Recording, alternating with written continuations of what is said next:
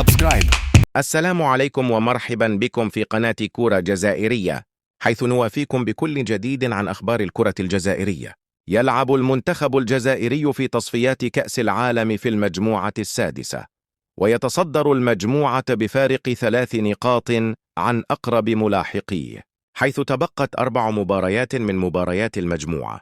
وسيستقبل المنتخب الجزائري في الجولة القادمة بوتسوانا، وبملعب حسين آيت أحمد بتيزي وزو. وإليكم القنوات الناقلة لمباراة المنتخب الجزائري أمام بوتسوانا.